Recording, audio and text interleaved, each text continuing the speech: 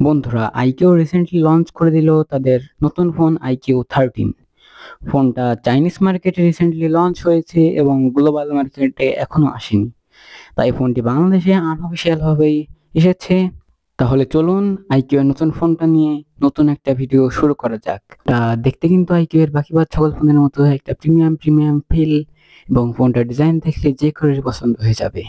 ফোনটার রেয়ারে 3টে ক্যামেরা আছে আর 3টেই 50 মেগাপিক্সেল। তাহলে চলুন কথা না বাড়িয়ে আইকিউ রিভিউ শুরু করা যাক। শুরুতেই বলছি, ভিডিওটা ভালো লাগলে চ্যানেলটা সাবস্ক্রাইব করে ভিডিওটা লাইক করে দেবেন, এতে আমরা আরেকটু মোটিভেশন পাবো আর অনেক ভিডিও বানানোর জন্য।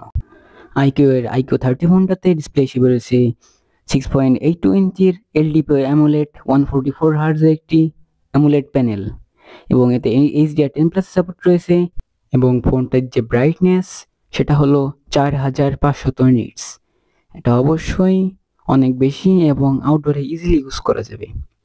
এবং ফোনটির PPI হিসেবে রয়েছে 510 PPI ডেন্সিটি, এবং ফোনটিতে কালার হিসেবে 1 বিলিয়ন কালার সাপোর্ট করবে। তবে আইকিউর আমার এই জিনিসটা ভালো লাগে যে সেম প্রাইস পয়েন্টে অন্য সব ডিভাইস যেখানে 120 হার্টজ দেয়, আইকিউ ওই প্রাইসেই 144 হার্টজ আমাদের প্রোভাইড করে। ফোনটির ডিসপ্লে যে কালার কোয়ালিটি, এগুলো দেখলে যে কেউ ফোনটার ডিসপ্লে পছন্দ করবে এবং সকলের কাছে ডিসপ্লেটা ভালো লেগে যাবে। আমার কাছেও ফোনটির ডিসপ্লে যথেষ্ট ভালো লেগেছে। আর এই ফোনটির প্রসেসর হিসেবে আছে পৃথিবীর এখন পর্যন্ত স্ন্যাপড্রাগন সব থেকে শক্তিশালী প্রসেসর, স্ন্যাপড্রাগন 8 এলিট।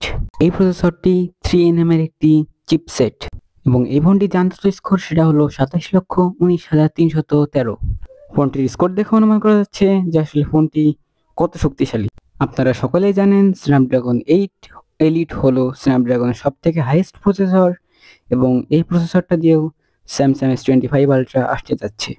IQ30 ফোনটায় রেয়ারে 3টে ক্যামেরা রয়েছে আর 3টে ক্যামেরায় 50 মেগাপিক্সেল করে। মেইন ক্যামেরা 50 মেগাপিক্সেল, একটা আলট্রা ওয়াইড আছে সেটাও 50 মেগাপিক্সেল, এবং একটি টেলিফোটো জুম লেন্স সেটাও 50 মেগাপিক্সেলের। ক্যামেরার যে ছবির কোয়ালিটি সেটা আপনারাই দেখে বিবেচনা করুন যে ছবির কোয়ালিটি কেমন এবং ছবিটা দেখতে কিরকম লাগছে। তবে আমি এই ফোনটার থেকে পার্সোনালি আর একটু বেটার আশা করছিলাম ছবি কোয়ালিটি এবং ডিটেলের পরিমাণ। ফোনটির ফ্রন্ট ক্যামেরা হিসেবে আছে 32 মেগাপিক্সেলের একটি বড় সড়ো সেন্সর, এবং এটির ছবির কোয়ালিটি অনেকটা ভালোই বলা যায়।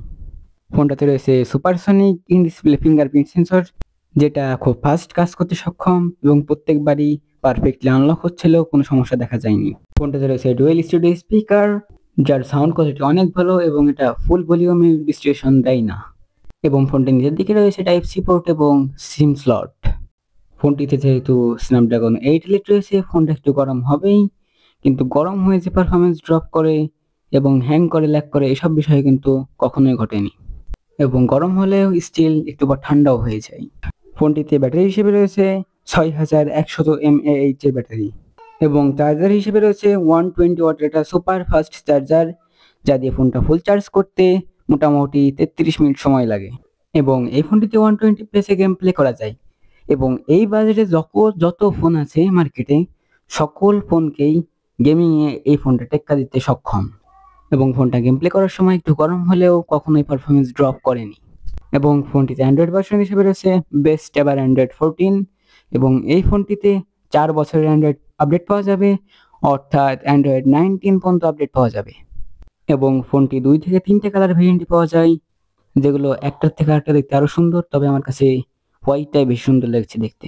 আমরা সকলে জানি আইকিউ হলো একটা গেমিং ফোন, অর্থাৎ আইকিউ ফোনে গেম প্লেটা অবশ্যই স্মুথলি করা যাবে, এবং ক্যামেরার পারফরমেন্স যদি বলা যায় তাহলে আরো একটু বেটার হতে পারত, কারণ আমরা সকলেই জানি আইকিউ এর ফোনগুলো ক্যামেরার দিক থেকে একটু পিছিয়ে থাকলেও পারফরমেন্স অবশ্যই অত্যন্ত ভালো দেয়। এবং এই ফোনটির সাথে সেটির ব্যতিক্রম ছিল না, কারণ এই টেলিট যুক্ত এই ফোনটি অন্য ফোনকে টেক্কা দিতে পারবে অনায়াসেই। তো এই ছিল IQ13 ফোনটার রিভিউ। কেমন লাগলো সবাই কমেন্টে বলবেন। ভালো লাগলে ভিডিওটা লাইক করে চ্যানেলটা সাবস্ক্রাইব করে দেবেন, এবং যদি কোনো ভুল হয়ে থাকে অবশ্যই কমেন্টে বলে দেবেন, তাহলে আমরা নেক্সট টাইম সেটাও শুধরে নেওয়ার চেষ্টা করবো। ধন্যবাদ সবাইকে রিভিউটা দেখার জন্য, এবং অবশ্যই আমাদের চ্যানেলটা সাবস্ক্রাইব করে রাখবেন। এই ফোনটার প্রাইসই তো বলা হয়নি। এই ফোনটার প্রাইস হলো 75,000 টাকা বাংলাদেশি টাকায়। তবে এই বাজেটে অবশ্যই ফোনটাকে ভালো বলা যায়। এটি স্ন্যাপড্রাগন 8 এলিট যুক্ত সবথেকে কম দামি ফোন।